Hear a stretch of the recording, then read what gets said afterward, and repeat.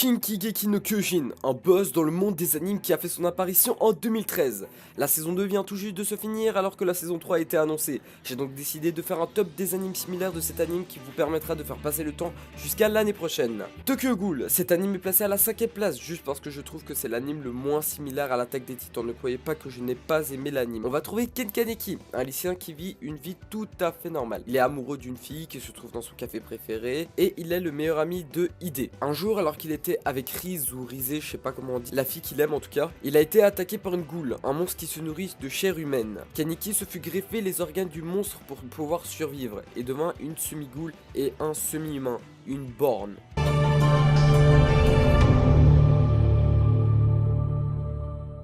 Je suis vraiment désolé pour cette place, mais ne trouvez pas quel anime pourrais-je mettre dans ce top à la 4ème place. J'ai donc décidé de le demander à un pote. En tout cas, les 3 premières places ont déjà été faites, donc cet avis n'est pas le mien, mais celui d'un pote. Donc ne me défoncez pas pour cette place, s'il vous plaît.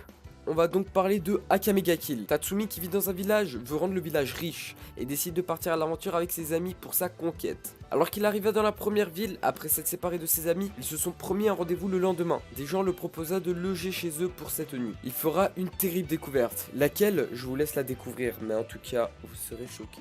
On arrive déjà dès à présent dans le top 3 et c'est parti avec Sword Art Online, un anime très connu mais aussi similaire à Shingeki. Kirito est bloqué dans un jeu vidéo, il aimerait un jour sortir du jeu, mais pour cela il va être obligé de finir le jeu avec ses coéquipiers. D'énormes aventures vont s'en suivre. Le tic est que s'il meurt dans le jeu, il meurt dans la vraie vie. Arriveront-ils à finir le jeu et si oui, seront-ils relâchés?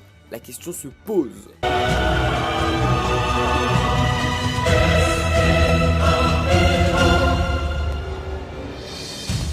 Papoter dans votre tête en vous demandant est-ce qu'il va vraiment finir par nous présenter un anime similaire à celui qu'on attend. Le voici, Kutetsushu no Kabenaru. L'histoire se déroule dans un monde chaotique où les humains essayent de fuir bien que mal les cabanés. Ce sont comment les titans sont appelés là-bas. Pour pouvoir préserver cette menace, toute la population est réfugiée dans une forteresse de grands murs. Voilà un anime qui parle de titans. C'est ce que vous attendiez, non ?